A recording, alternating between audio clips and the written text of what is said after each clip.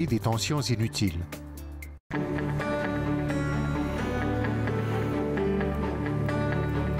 Vous regardez TV Rogers, Ottawa.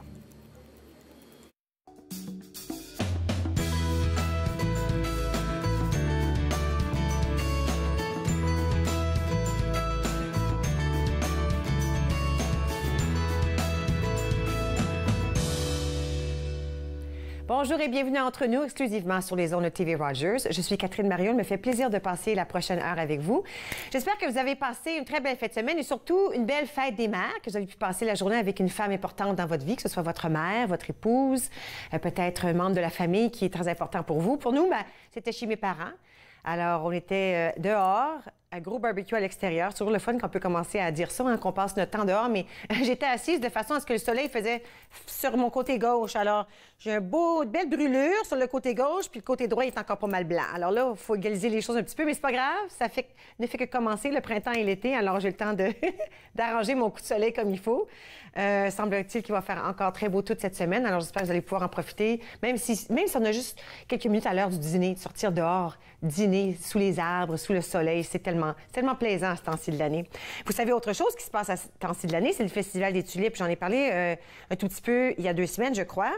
Alors, le Festival canadien des Tulipes, ça a commencé. Moi, j'ai fait du vélo. J'étais là au centre-ville samedi. Très tôt quand même, il était 10 heures du matin. Pendant le temps qu'on a passé par là, et déjà, il y avait beaucoup de gens qui se promenaient au cœur du centre-ville pour voir toutes les tulipes qui sont là. Alors, le festival est de retour. Plus d'1 million de tulipes à travers la capitale. C'est le festival le plus important du genre au monde et ça attire des centaines de milliers de visiteurs de partout à travers le monde. Et puis là, au cas où vous ne le saviez pas, l'histoire est vraiment très intéressante à savoir comment ça a commencé, cette histoire-là des tulipes à Ottawa. Alors, le lien entre Ottawa et les tulipes date de la Seconde Guerre mondiale.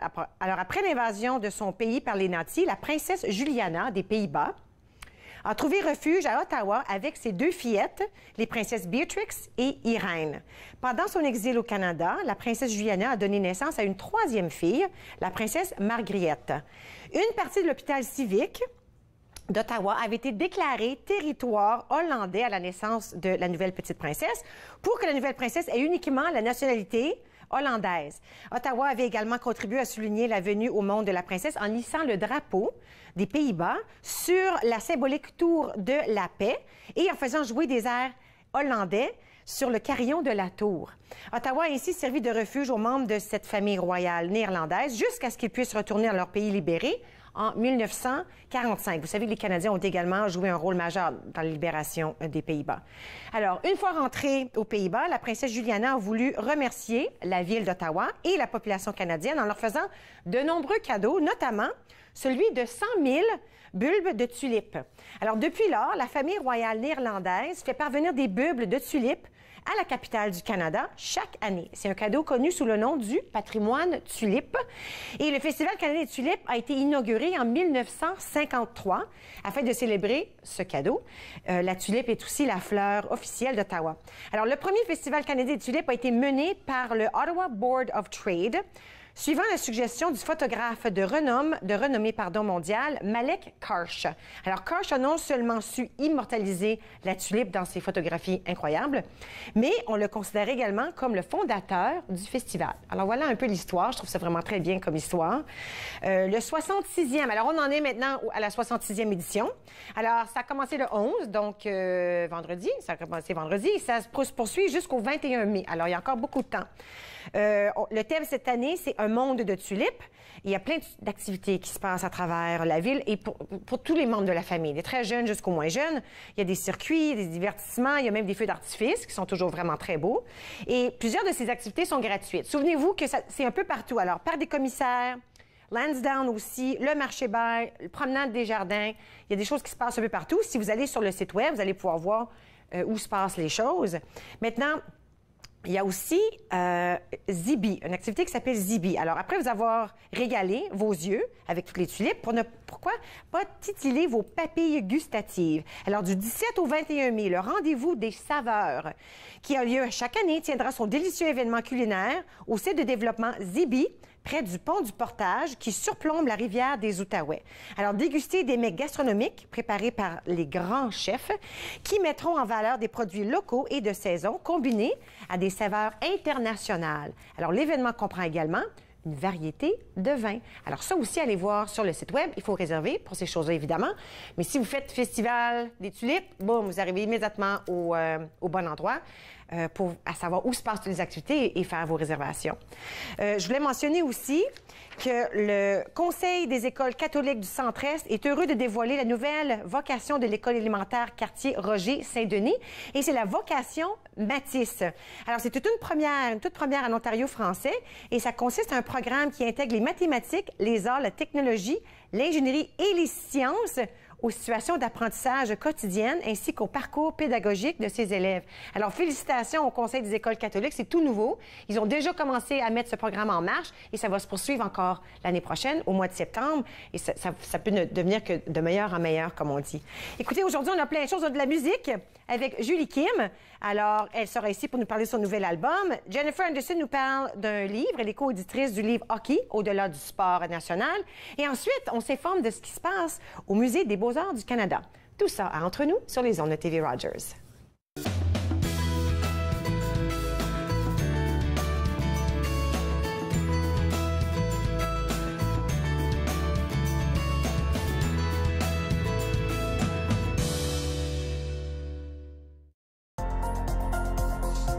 L'émission suivante vous est présentée par la télétransportée Rogers. Profitez du contenu exclusif gratuitement. Disponible au www.rogersanyplacetv.com. Bonjour, je suis Dustin Jihu, je suis un bénévole pour TV Rogers.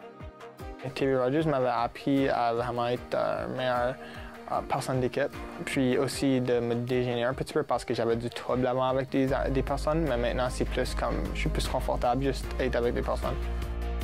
Quand j'ai commencé le semestre, j'ai pris des bons amis, puis c'est facile de faire des amis quand vous travaillez ensemble, puis vous allez pour la même chose.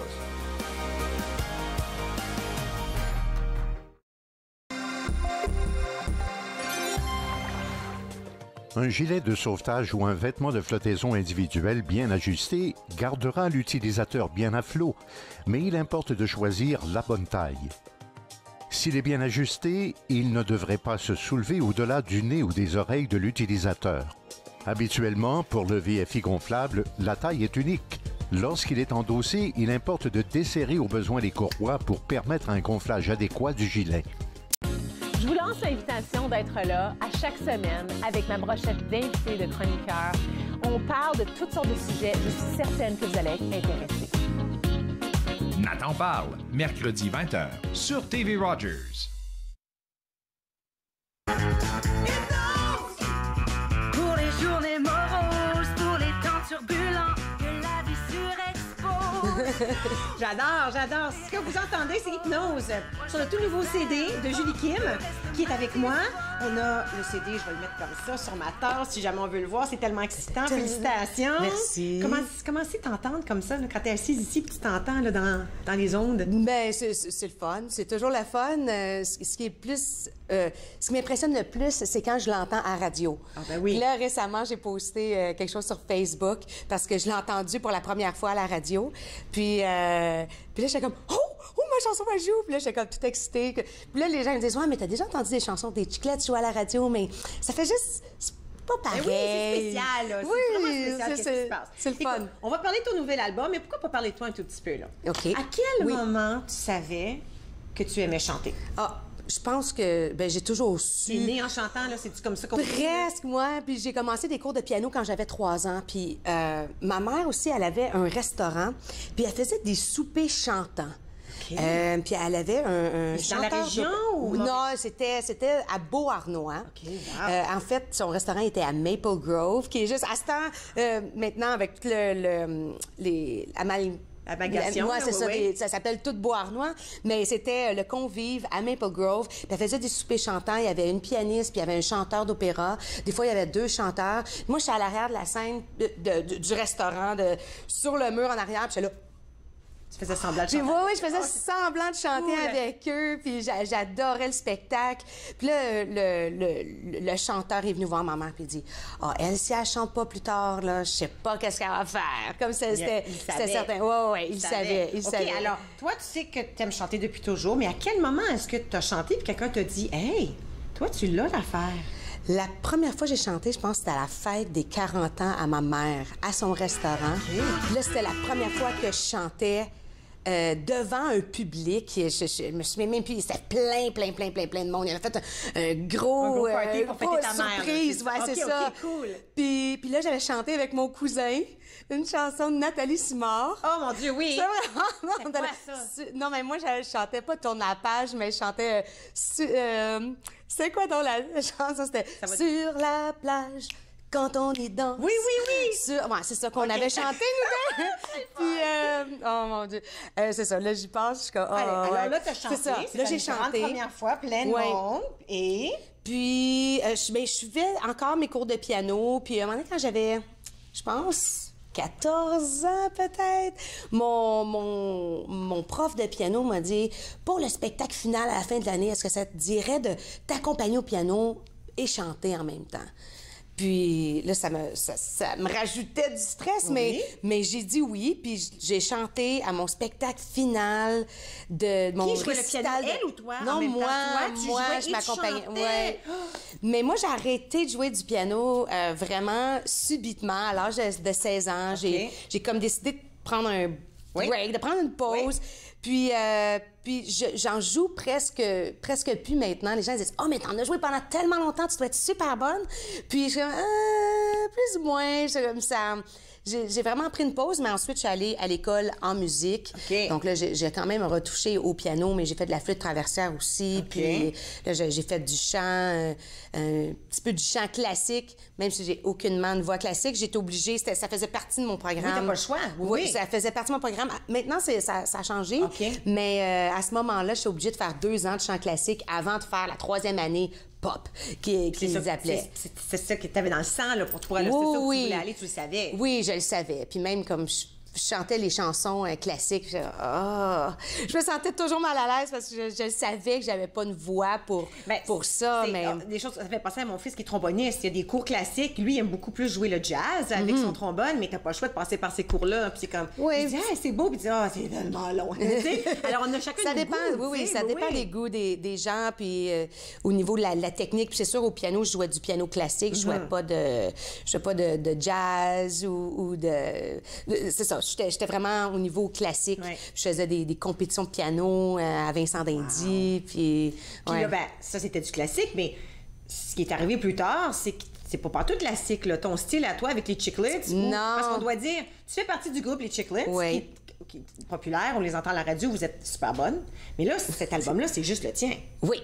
Oui, c'est ça. Mais les Chiclettes, ça c'est vraiment trio vocal, jazz des années 40, swing, saveur big band.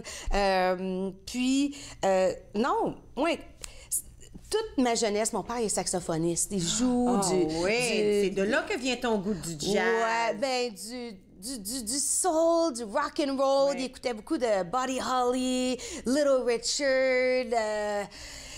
Puis c'était ça qu'il écoutait. Puis quand je suis dans la voiture avec... C'est drôle comment ça change. Je sais pas si c'est les générations ou c'est peut-être juste moi, mais mes enfants, quand ils sont dans la voiture avec moi, c'est eux, ils prennent possession de la radio, ils jouent leurs chansons. Mais quand moi, j'étais plus jeune, quand j'étais avec mon père, c'était sa musique qu'on écoutait dans sa voiture. C'est que mes parents choisissaient, Puis il y avait bien du Sinatra. Moi, c'est bien du Sinatra puis bien du Elvis. Ou les Beatles un petit peu. OK. Mais tu vois, c'est ça, les Beatles, mon père, il écoutait pas vraiment ça parce qu'il n'y avait pas de saxophone dedans.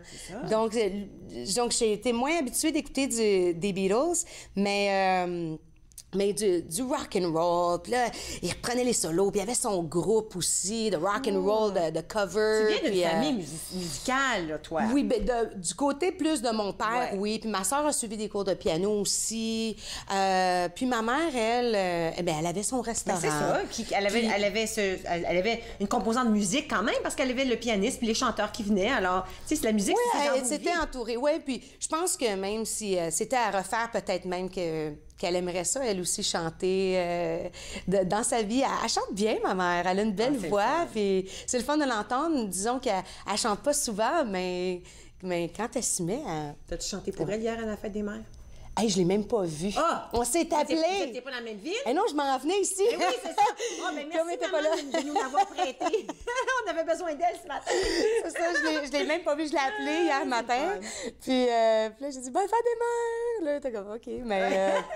ouais, c'est ça. Ça se reprend une fois. Alors là, tout va bien. Tu chantes. Tu fais partie du groupe Les Chiclets que vous avez fait ensemble, vous trois. Oui. Puis ça, ben, ça fonctionne encore. Ça fonctionne encore. Alors, malgré, c'est ça qu'on veut que les gens sachent. Oui. Malgré ton premier album, tu as déjà fait des chansons anglophones. Tu as eu un EP anglais. Il y avait 2 ou 3 chansons. Il y avait 4 chansons. Oui. Vous êtes quand même là, les Chiclets. Oui, oui. Les Chiclets sont là, oui. sont pas partis. On a des spectacles qui s'en viennent. On s'en va justement aux îles Saint-Pierre-et-Miquelon à l'automne. Puis ça, j'ai vraiment, vraiment hâte. C'est le fun, la musique, parce que j'ai toujours voulu voyager. Puis je trouve ça le fun de pouvoir voyager grâce à la musique. Oui. Dans le fond, ça m'amène à voyager puis de rencontrer vraiment des gens fantastiques puis visiter des endroits que je sais que dans ma vie, je ne serais pas allée probablement. Oui. Mais regarde, on va prendre une pause. Puis là, on va parler de cet album extraordinaire, qu'il est là. Julie Kim. Oui. Portrait. Extraordinaire. J'en ai écouté des petits bouts un matin, là. Wow. On en parle après la pause. OK. Bouge pas. OK. Vous regardez entre nous sur les ondes de TV Rogers. On revient tout de suite. Super. Ça a passé vite? Oui. Pour les journées moroses, pour les temps turbulents, que la vie surexpose. Les règles s'imposent. Moi, je préfère le vent, le reste m'indispose. Je voulais sacrer mon camp, mais je peux pas passer le corps de porte. Je voulais sacrer mon camp, mais je peux pas passer le corps de porte.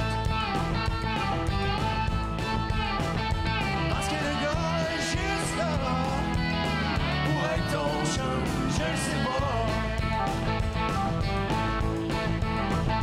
J'ai été piégé par un ange au 2e étage. Si je pense que c'est un jour, je me fais pas prendre mon cage.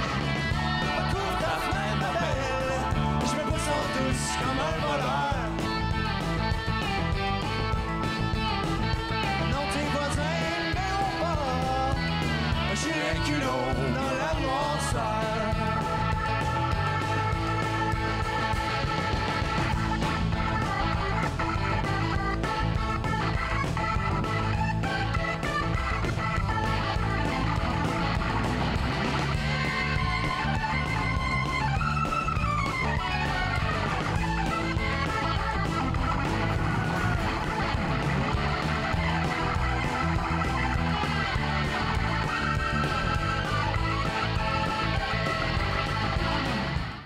Sont closes, moi je fonce devant mon audace qui ose hypnose.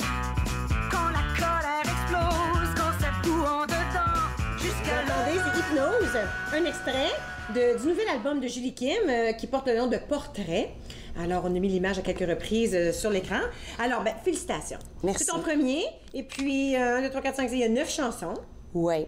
à l'intérieur de cet album. Oui. Comment En fait, il y a 9 chansons sur l'album physique. OK. Parce qu'il y a une piste supplémentaire sur l'album physique. Mais si on va sur les réseaux sociaux, il va y avoir 8 chansons. OK.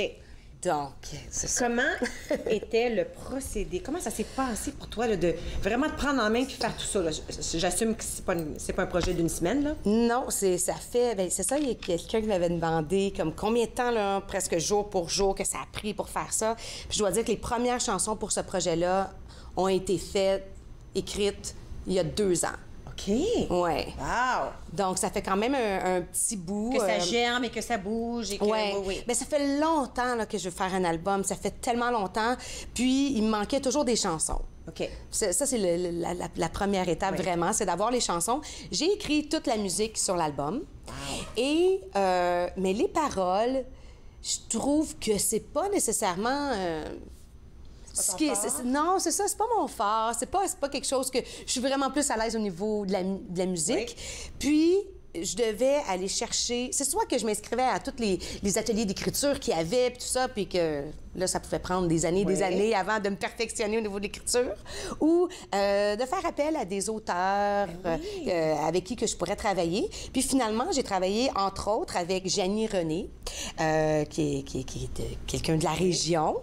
Je sais pas si vous la connaissez ou si vous l'avez reçue en tant qu'invitée ici. Elle est auteure, compositrice, interprète. Elle est beaucoup dans le jazz.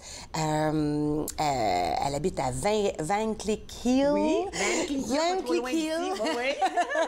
Puis c'est pratiquement elle qui a écrit 7 chansons sur l'album, les paroles.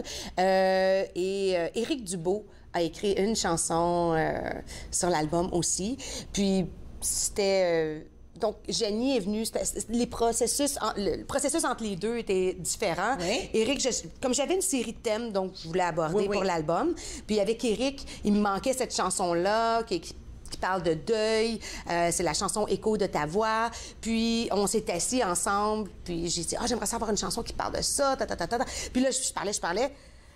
Je parle. Et là, il prenait des notes. Puis à un moment donné, il dit « OK, je pense que j'ai assez d'informations. Je vais partir avec ça. » Puis quelques mois plus tard, il m'a envoyé un courriel. Il y avait un texte. Puis là, j'ai écrit la musique. Vous pouvez changer. Est-ce qu'à ce moment-là, il peut y avoir un dialogue? Disons que peut-être changer des petites choses ou comme tu le reçois, c'est comme « Wow! » Cette chanson-là, il n'y a pas eu de modification. Il y a une chanson, entre autres, donc vous m'avez juste dit pendant la pause, j'ai dit ce que je pense. Oui, je l'aime, elle. Oui. Cette chanson-là avait tout un autre texte au début. La première fois qu'on a écrit, il y avait vraiment tout un autre texte. On l'a lu. Là, on fait OK, parce que c'était important pour moi de m'associer à la chanson, comme si c'était moi qui la chantais. Tu vas l'interpréter, il faut que tu puisses... C'est ça. Tu puisses le filer, là, hein? Exactement. Il faut que ça sorte d'un bon endroit, OK. Oui. Puis quand on l'a lu, puis des fois, ça peut prendre comme un petit peu de fois, comme plusieurs fois pour le lire, pour vraiment dire, OK. Puis que je vais piger soit dans mon expérience ou dans ma vie, puis des anecdotes que j'ai. Puis je fais, OK. Ou sur le coup, je vais faire, OK, ouais, là, je lis le texte. OK, ouais. Puis là, après ça, je fais ah oui, OK. Là, je le comprends. Ouais. Puis l'utilisation des mots, les métaphores, les images, puis tout ça. Mais je dis ce que je pense vraiment avec tout un autre texte. Il y a juste le refrain qui a resté le même. Mais la chanson parlait d'exactement la même chose. Mais tu as changé le Sauf que juste l'approche, je pensais pas que c'était... Correct, ça. C'est vraiment... Mais ça fait que c'est la chanson qu'on retrouve maintenant sur l'album qui est extraordinaire. Il faut dire que c'est le type d'album qui fait bouger. Je trouve qu'il y a beaucoup de jazz, il y a beaucoup de c'est comme rock and roll, du blues. Mais la chanson... Moi, ça me fait penser un peu, il y a un petit disco, là, un petit peu de disco dans ça pour moi. Mais je sais pas si c'est parce que j'ai pas le bon mot, mais ça me donne le goût de danser. OK, c'est bon. Je trouve que c'est extraordinaire. Je le trouve vraiment très bon. Là, tu as eu un lancement à Toronto le 8 mai. Oui. Puis là, il y en a un ce soir. Ce soir, à Gatineau, à Le Forain. Oui. C'est un format 6 à 8. La seule chose, si les gens ils ont écouté l'album déjà, il est sorti officiellement vendredi dernier. S'ils l'ont écouté, ils vont voir vraiment qu'il y a plusieurs instruments, batterie, basse, guitare, clavier, saxophone, trompette, trombone, sont vraiment remplis. Mais ce soir, c'est vraiment de former une guitare-voix. Donc, ça va être acoustique, intime. Je vais interpréter 4 chansons de l'album. As-tu déjà décidé lesquelles 4? Oui, Garde ça comme un secret. Je garde. Mais oui, c'est ça. Je vais faire 4 chansons autour de 19h. Puis c'est un 6 à 8. Donc, laisser les gens arriver, puis tout ça. Puis vers 19h, on va vous interpréter ça. Super le fun. Alors ça, c'est ce soir au Forain à Gatineau. Mais les gens, ils peuvent se procurer l'album sur toutes les plateformes. Les plateformes numériques, si vous venez ce soir, il va y avoir des albums là que vous pouvez acheter. Parce que c'est quand même, c'est vraiment le fun de voir. Puis dans le livret de l'album, il y a toutes les paroles de chansons aussi. Ah, ça, c'est le fun. Tu te souviens quand on faisait ça quand on était jeune, on achetait un disque. Oui. Puis on sortait, puis on voulait voir si les paroles étaient là. J'ai jamais acheté de C'est quoi ça, un disque? Puis quand les paroles étaient là, c'était le jackpot, Ouais, c'est le meilleur, ouais, c'est ouais. le best du best. Ouais, Regarde c'est ça. ça. Les paroles sont toutes là. Ouais, elles sont toutes là. Mais On peut chanter avec toi ce soir? oui, vous pouvez. Non. Si vous voulez. Mais pas moi. Non. Pas que je chante. Super. Je peux faire bouger les lèvres. Bouger les lèvres comme tu faisais dans le resto de ta maman. C'est ça. Mais c'est ça. Puis vous pouvez aller sur mon site Internet aussi, www.julie-kim.ca. Il y a un endroit que vous pouvez cliquer, le commander. On va l'envoyer pour avoir l'album physique. Puis sinon, vous pouvez aller sur les plateformes numériques, iTunes, C'était Spotify. là sur iTunes à matin, c'est là que j'ai trouvé. C'est super le fun. Mais là, alors ça, c'est ce qui se passe avec toi ce soir au Forain. Puis les chiclettes, on va les trouver bientôt. On les trouve bientôt. Ben, en fait, les chiclettes, on est à Penetang le 23 juin pour la Saint-Jean-Baptiste. En performance solo, je vais être au Franco, Festival Franco-Ontarien. Ontarien, à Ottawa? Oui, je vais être là Cool, 2 soirs OK. dans des shows concept. Donc, OK, on va c'est vérifier vraiment le site web parce que la programmation du Festival Franco, je pense qu'elle est déjà presque mise en place. Oui, Alors, on oui, peut aller c'est voir ça. Quel soir tu es là? Je suis là le vendredi et le samedi soir. Super, félicitations. Merci. OK. Vraiment très contente pour toi. L'album, là, si vous aimez tout ce qui est jazz, un peu, j'aime ça parce que ça dit un Soul, peu... funk, Soul, ouais. Aretha Franklin, Jill Scott, Erykah Badu, un peu de tout C'est ça mes dans toi, là. inspirations. Il y a un peu de tout ça dans ça, là, c'est extraordinaire. Félicitations. Merci. Félicitations. OK, on s'en va à la pause. À notre tour, ben là, on va changer de sujet un petit peu. On va parler d'un livre de hockey. Hypnose. Reste avec moi, vous allez retrouver sur les ondes de TV Rogers. Jusqu'à ce que mon cœur palpite dans la vie se précipite, que le doute m'habite. Je m'enfuis ou je quitte. Je suis en besoin d'autre chose. Tell them to stop love. Mag way with your susu anytime. Tired of deception, no.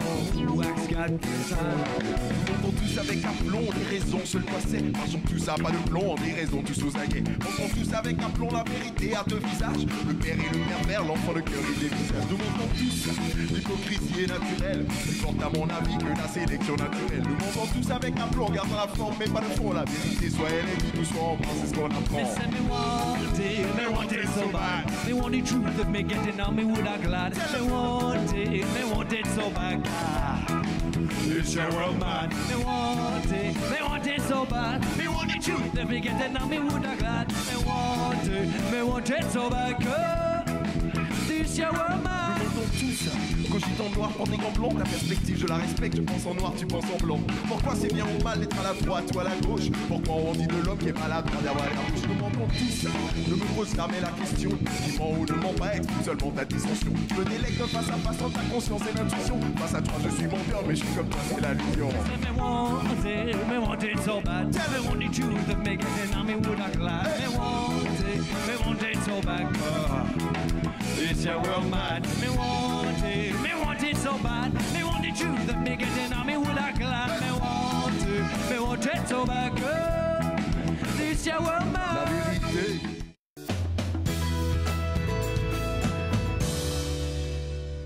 Vous êtes de retour entre nous sur les ondes de TV Rogers. On va s'attarder maintenant à un livre au sujet du hockey.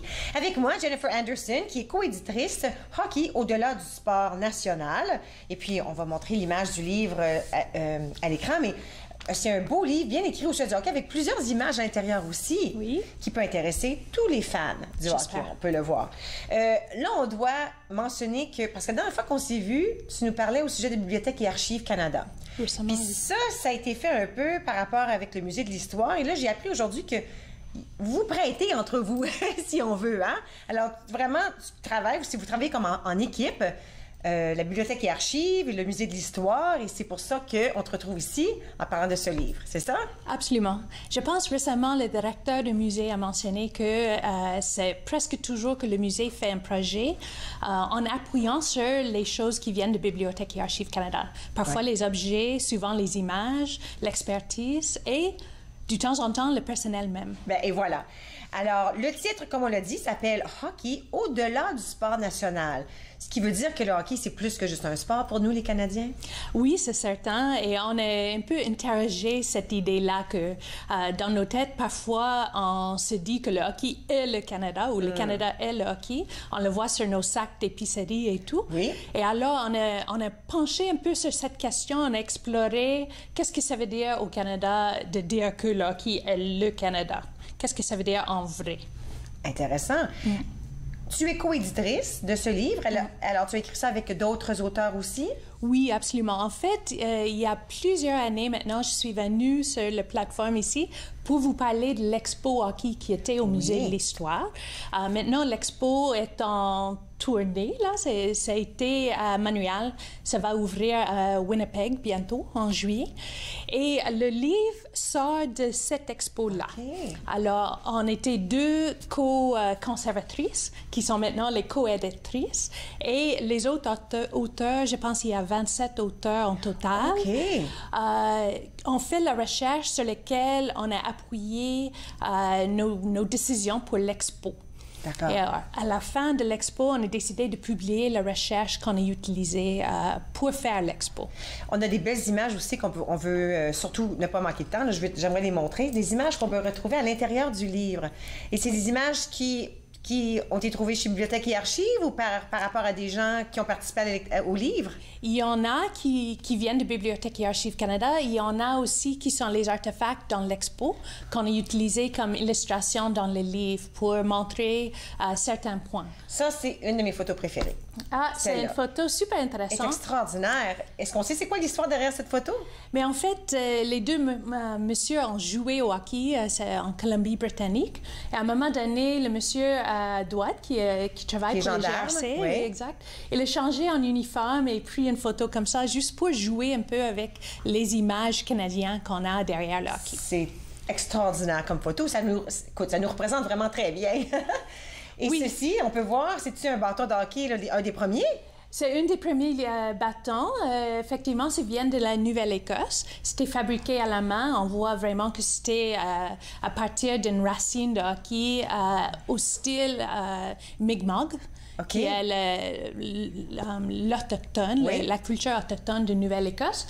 Alors, c'est pour montrer un peu comment le sport est enraciné oui. dans le pays, dans la culture, internationalement. Et évoluer aussi, parce que c'est plus des choses comme ça qu'on peut retrouver. Le couteau, en fait, est l'outil qui était utilisé pour faire un bâton comme ça. Alors, c'est pour montrer comment la communauté autochtone, Mi'kmaq, a fabriqué les bâtons qui sont devenus assez connus au Canada. Et l'image que vous aimez tellement, en fait, c'est pour montrer à quel point l'idée que le hockey et le Canada est quand même une performance. Alors, on joue un peu avec les stéréotypes, les préjugés. C'est beau à voir, c'est vrai, mais en même temps, il y a quelque chose de compliqué là-dedans. Et alors, on a essayé de un peu décortiquer tout ça dans l'expo. Et, OK, alors, quel genre d'informations est-ce qu'on va retrouver à l'intérieur du livre, d'abord? Alors, à l'intérieur du livre, on a plusieurs chapitres liés avec le pouvoir des médias et les médias sportifs. OK. Et les médias sportifs, comment vraiment ça sert comme un pont entre le sport même et la culture du sport. Comment on peut changer le sport à travers des médias et le rôle que les médias jouent là-dedans. OK. Par exemple, il y a une belle histoire à propos d'un jeune homme qui a eu un accident d'auto à un moment donné. Il a perdu l'utilisation de ses jambes. Okay. Pendant qu'il était à l'hôpital, il a regardé les Olympiques, les Paralympiques oui. À la télé. Il a vu l'équipe à Vancouver avec le capitaine Jean Labonté. Oui. Ils ont perdu, ils n'ont pas eu une médaille. Alors l'équipe même était déçue. Ils ont pensé qu'ils ont déçu les Canadiens. Mais ce jeune joueur à l'hôpital, il était inspiré par la performance de l'équipe. Il a avoué qu'il va devenir membre de l'équipe et il l'a fait. Alors récemment, il était en Corée du Sud, oui. Autant que membre de l'équipe paralympique hockey luge ou para-hockey. Oui. Alors là, on voit vraiment le pouvoir des médias d'inspirer les gens. Oui. Il y a plusieurs chapitres où on parle du racisme, sexisme, homophobie qui existent toujours dans le sport comme dans la société. Oui. Et là aussi, on explore le rôle de la média à épauler les joueurs un peu pour donner des pistes pour être capable de changer la culture autour du sport. C'est tellement très incroyable. Il est déjà disponible. Il a paru le 25 avril, n'est-ce pas? Alors, on peut le trouver à quel endroit? On peut trouver toutes les bonnes librairies, j'assume? On peut le trouver en ligne, on peut le trouver à la boutique du musée et on peut le trouver dans certaines librairies. Oui. Et le livre est bilingue? En grande partie en anglais, mais il y a un chapitre, je crois, 1 ou 2 chapitres qui sont en français aussi. Il y a plusieurs chapitres en français. Okay. Il faut remarquer que la préface est faite, écrite par Chantal Maccabé, la grande journaliste sportive qui suit surtout les Canadiens de Montréal, oui. Mais les autres équipes aussi du LNH. Okay. Et là, elle parle des choses marquantes pour elle, comment elle est devenue une journaliste sportive et qu'est-ce qu'elle a remarqué comme préjugés dans le milieu du travail pour elle. On veut ne pas oublier de mentionner le lancement. Alors, le lancement officiel aura lieu le 13 juin au Musée canadien de l'Histoire et c'est ouvert au public. Oui, j'espère que le public va venir en grand nombre. Oui, alors c'est le 13 juin à 10 h le matin. Musée canadien de l'Histoire, on n'a pas besoin de réservation ou rien comme ça, on peut seulement se présenter. Je pense qu'il y a une invitation qui va circuler sur les médias sociaux. Probablement, il faut réserver. OK, oui, comme ça, ils peuvent probablement installer la salle. Exact. Et puis à ce moment-là, si on veut, on peut probablement aussi se procurer ce livre, n'est-ce pas? Exact, oui. Félicitations. Félicitations. Très intéressant. Écoute, c'est un autre sport national, on le dit. Peut-être que dans le livre, j'ai réalisé que c'est peut-être pas la vérité. Mais c'est vrai, okay. Mais il faut juste être conscient de ce que ça veut dire. Ce que ça veut dire. Ouais. Merci beaucoup. OK, alors, on s'en va à la pause. Maintenant, on va s'informer de ce qui se passe au Musée des Beaux-Arts du Canada. Restez avec moi, vous regardez Entre nous sur les ondes de TV Rogers.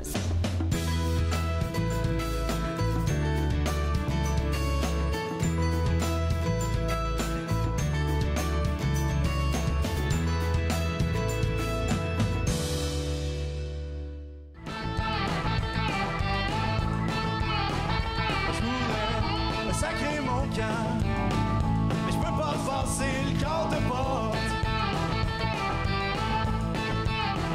Je voulais sacrer mon cœur, mais je peux pas passer le quart de porte. Parce que le gars est juste là pour être ton chum, je le sais pas. J'ai été piégé par un ange au deuxième étage. Si je pense que c'est un jour, je me fais pas prendre mon cage. Couvre ta fenêtre, ma belle, je me pousse en douce comme un voleur. Non, tes voisins ne verront pas, j'ai un culot dans la noirceur.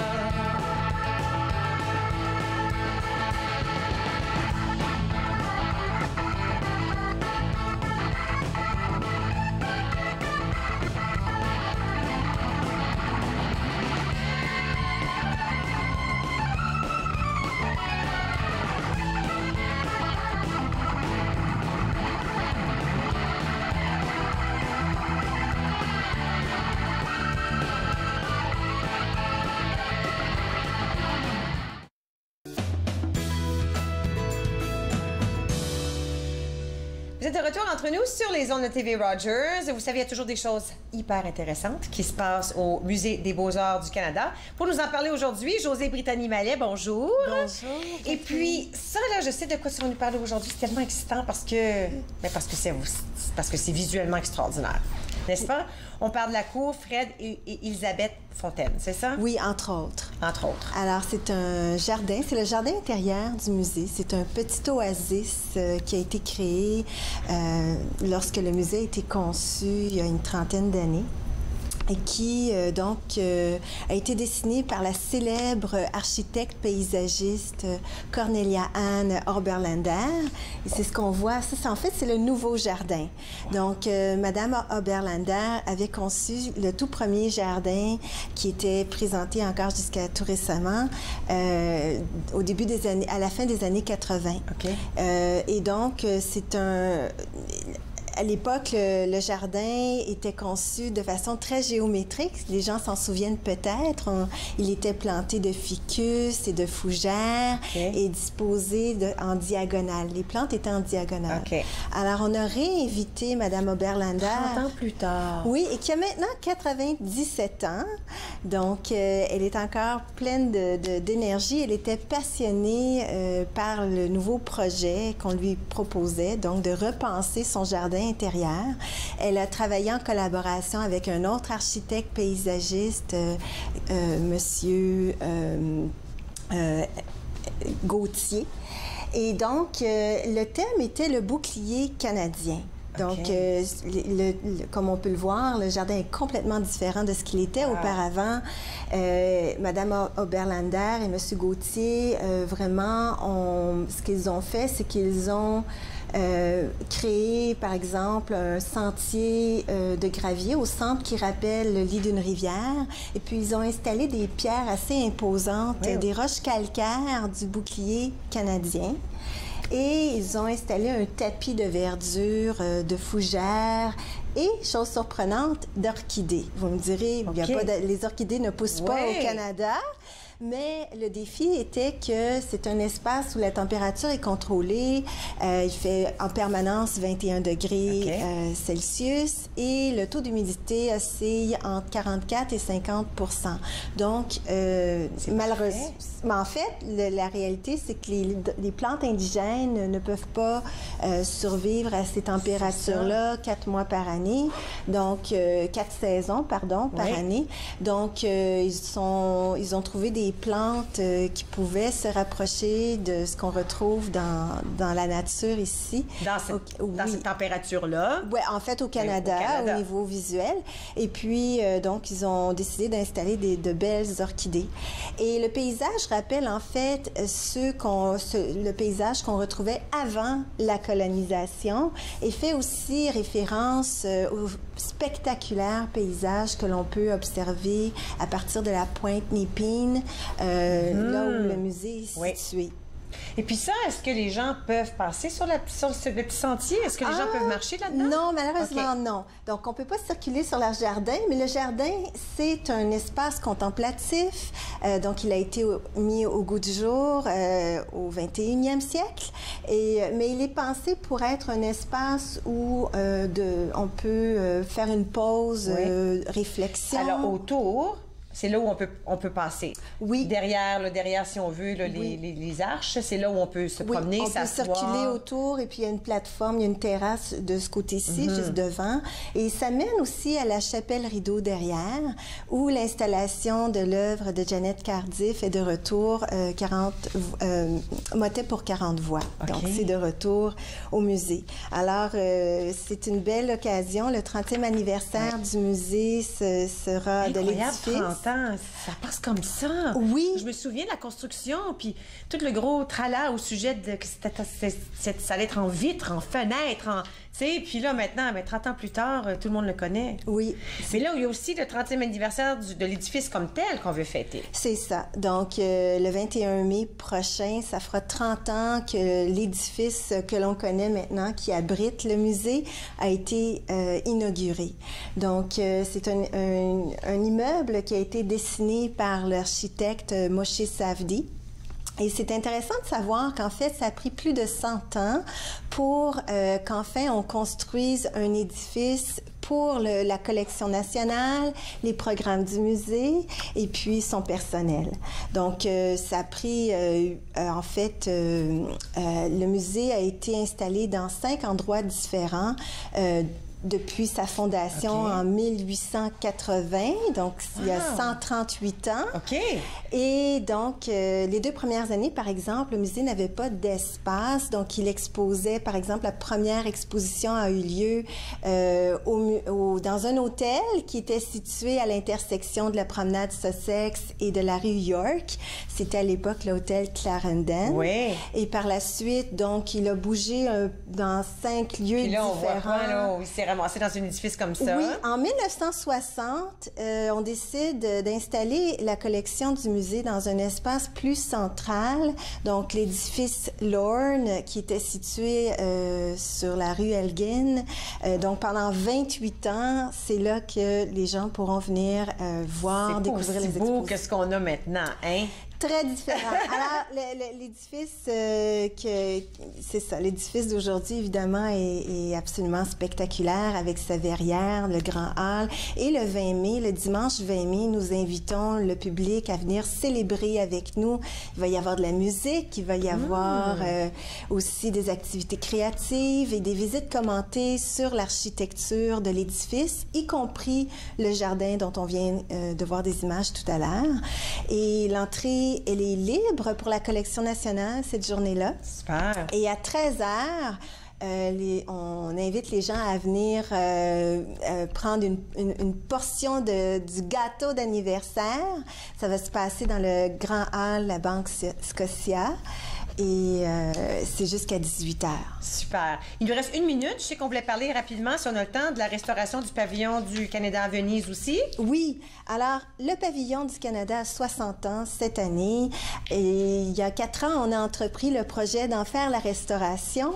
Et on a fait appel, en fait, au même architecte, la même firme d'architecture qui avait conçu le pavillon. C'est une boîte d'architectes de Milan, en Italie. Okay. Et donc, ça, c'est le pavillon en 1958, lors de son inauguration. Puis on a une autre image où on voit, plus récente, en fait, c'est ça, où on a complètement en fait, on a tout retiré et puis on a restauré pour qu'il ait reprenne l'aspect d'origine. Oui. Le pavillon. C'est une belle histoire de collaboration entre l'Italie et le Canada.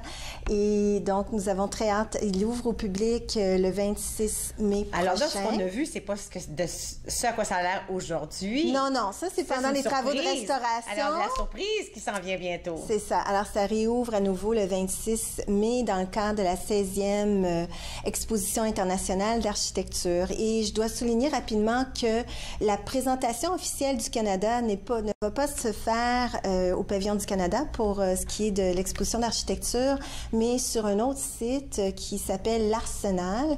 Et c'est une exposition de l'architecte Douglas Cardinal, qui a dessiné, en fait, le Musée canadien de l'histoire, entre autres. Donc, puis l'autre chose que je voulais souligner également, c'est que dans le pavillon du Canada, à compter du 26 mai, les gens pourront voir une exposition qui s'intitule Le Canada bâti, rebâti, un pavillon à Venise, et c'est une exposition qui retrace toute l'histoire des 60 ans du pavillon du Canada. Incroyable. Merci beaucoup. Merci beaucoup. Plein de choses qui se passent au mois de mai. Alors, est-ce que la cour Fred-Élisabeth Fontaine, est-ce que c'est déjà ouvert maintenant? C'est ouvert. Ça, c'est ouvert, celui-là. Oui, oui. Alors, on peut voir ça à l'intérieur du Musée des Beaux-Arts, tandis que le 30e anniversaire de l'édifice, il y aura une grande fête le 20 mai. Et le 26 mai, eh bien, ce sera la restauration du pavillon du Canada. Bien, ce sera la fin. Vous allez pouvoir voir tout ce qu'ils ont fait depuis le début du projet. Beaux-Arts, Beautradunionart.ca. Trouvez toutes les informations sur ce site web. On s'en va à la pause, on revient avec le Musée des Beaux-Arts et on s'informe au sujet des activités. Restez avec moi, vous regardez Entre nous sur les ondes de TV Rogers.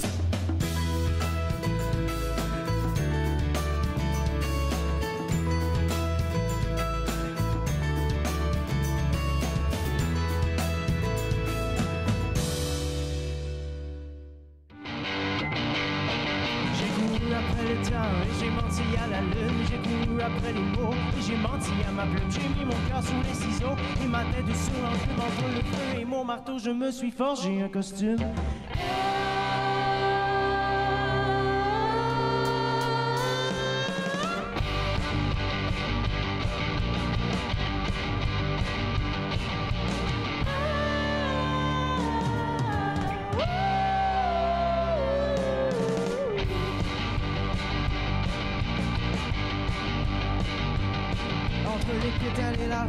La tige et la racine se cachent les secrets de l'amour. Quelque part en plus épais, la date autour du soleil. Et plus ça change, plus c'est pareil. La tête me tourne, il y a une toune qui me pousse entre les deux oreilles.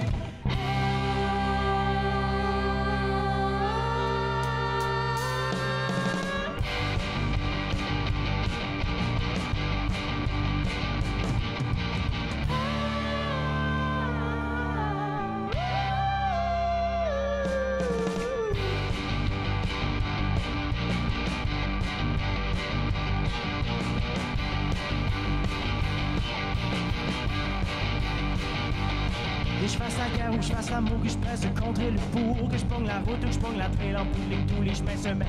Le poignet sur le chemin du doute avec un flat sur la conscience. La mise à plein les bras puis les yeux plus gros que la...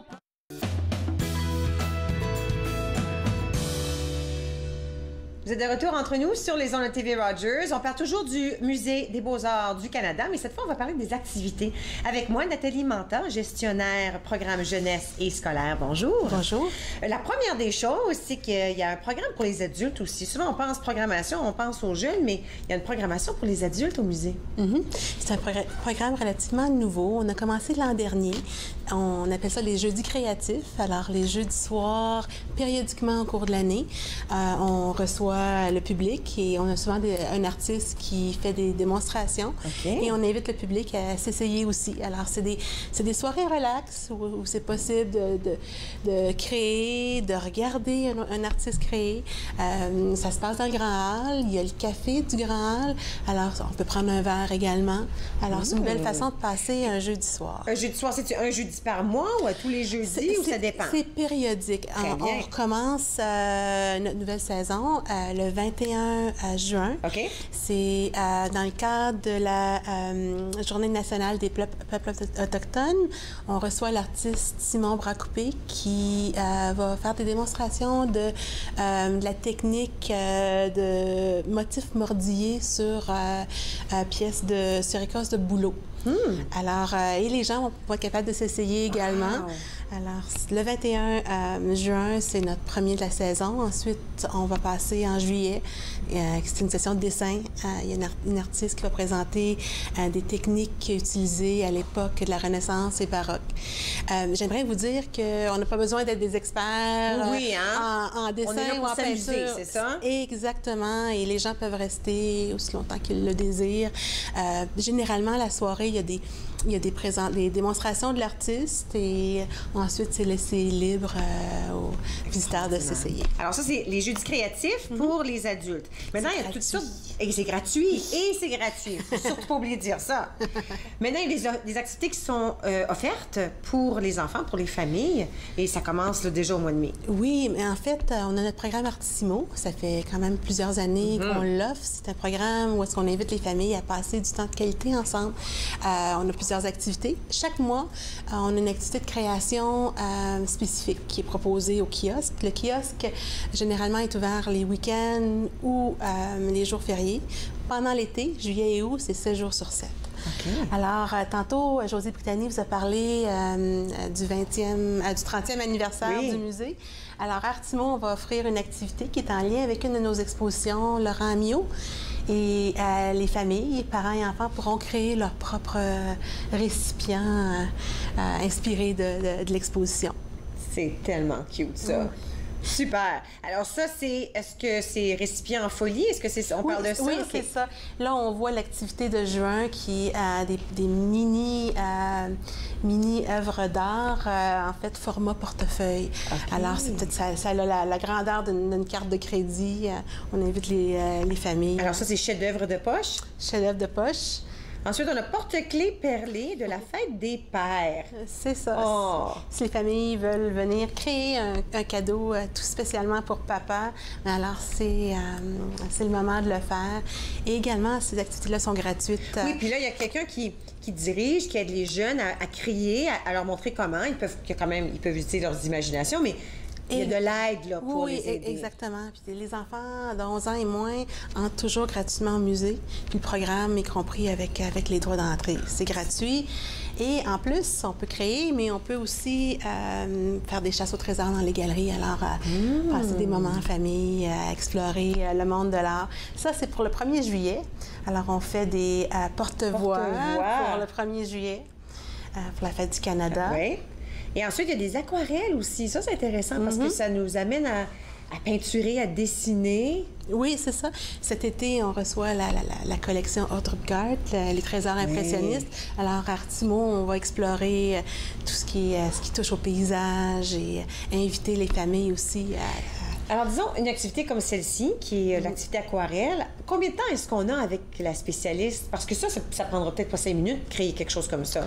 Combien de temps est-ce qu'on peut rester avec? Mais le programme Artissimo, c'est ouvert de 10 h le matin à 16 h l'après-midi. Okay. Alors, dépendamment du niveau d'âge, l'activité peut être modifiée aussi. Okay. Ça se oui, passe parce en grand âge. Une personne de 5 ans, ce sera peut-être différent que la personne qui a 13 ans, disons. C'est ça. Les parents arrivent avec leurs enfants et peuvent rester aussi longtemps qu'ils le désirent. Okay. Et on a nos interprètes qui sont là pour aider et faciliter. Super. Et là, enfin, au mois d'août, il y a un paysage en papier velours. Oui, qui est en fait l'image qu'on vient juste de voir. OK. Je pense qu'il nous manquait une image pour l'aquarelle. OK, OK. Alors, l'image qu'on a vue, là, ça, c'était du velours? Oui, c'est papier velours. Oui. Celle-ci? Oui. Oh, c'est intéressant, ça. C'est un papier noir qui a une texture veloutée et on utilise des pastels pour aller créer l'image. Incroyable. Alors, si on veut avoir des informations en surplus, c'est Beaux-Arts, on a dit beau-art.ca. Oui. Et puis là, on peut savoir la programmation et pour quel niveau d'âge chaque activité est visée? Artissimo, c'est pour les enfants de 3 ans et plus. Même les parents vont y trouver leur compte. Souvent, on a des familles qui vont collaborer sur un projet en particulier, ou papa-maman qui vont faire aussi le projet en même temps. Merci beaucoup, Nathalie. Ça me fait plaisir. Incroyable. Alors, Beaux-Arts, beau-art.ca, comme on l'a mis à l'écran, pour avoir des informations en surplus. Nous, on s'en va à la pause. On revient avec la conclusion. Restez avec moi. Bougez pas.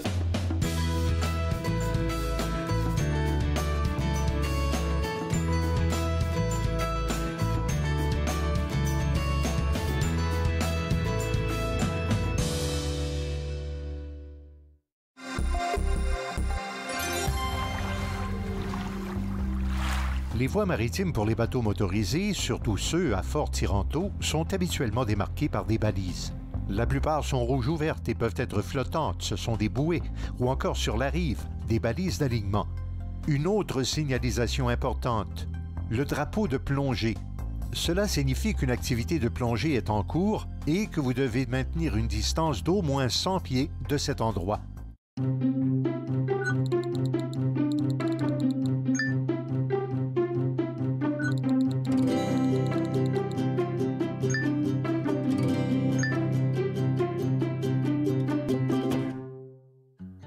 Il a mes yeux.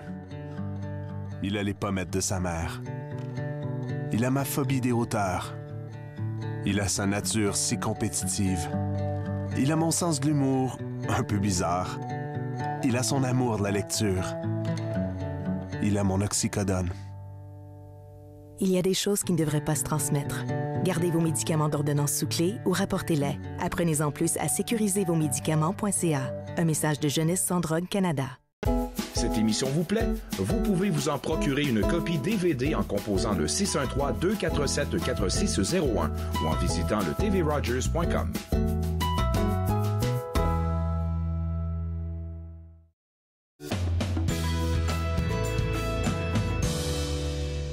Comme ça passe vite, l'heure, quand nos invités sont tellement intéressants. Écoutez, Julie Kim, c'est le lancement ce soir. Alors, le Forain, c'est à Gatineau. Ça se ferait vraiment très bien d'ici. C'est pas très loin du casino.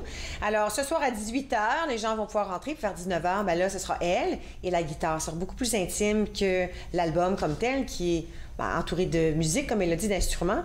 Ça vaudra la peine. Elle est extraordinaire et puis ses chansons sont superbes. Alors, son CD est déjà disponible. Vous allez pouvoir le trouver sur toutes les plateformes. Ensuite, le livre, Hockey, au-delà du sport national, lui aussi, il est disponible, mais le lancement officiel aura lieu le 13 juin prochain à 10 h au Musée canadien de l'histoire et c'est ouvert au public. Alors, regardez peut-être le site web du Musée canadien de l'histoire, juste au cas où ils veulent avoir le calcul des gens pour mettre les bons nombres de places et de sièges. Et ensuite, Josée Brittany-Mallet nous a parlé de tout ce qui se passe au Musée des Beaux-Arts. La cour Fred-Élisabeth Fontaine, elle est déjà disponible. Le 30e anniversaire du musée, la grande fête sera le 20. Alors, l'entrée au musée, le 20 mai. Ça, c'est la longue fin de semaine, alors qu'il s'en vient. L'entrée sera libre. Et le 26 mai, on pourra voir la restauration du pavillon du Canada à Venise. Et toutes les informations, trouvez sur le site web. Demain, on parle décoration, on parle de IFT et on parle du Centre national des arts. À la prochaine! Faites-nous part de vos commentaires en composant le 613-521-2323 par courriel sur Facebook et Twitter.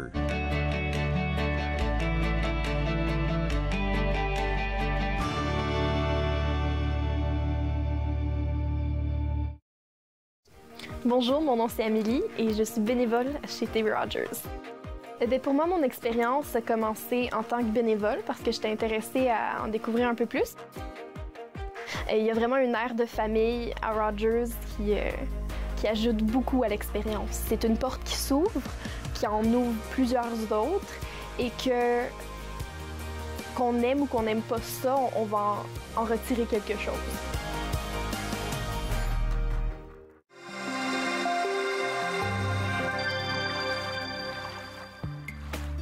Pour manœuvrer correctement votre kayak, la posture de votre corps est un facteur très important. Tenez-vous bien droit et détendez vos épaules. C'est le torse qui accomplit la tâche. Les bras et les épaules transmettent votre énergie et votre force vers la pagaie. Assurez-vous de faire pivoter votre torse et évitez de trop courber les poignets, ce qui pourrait provoquer des tensions inutiles.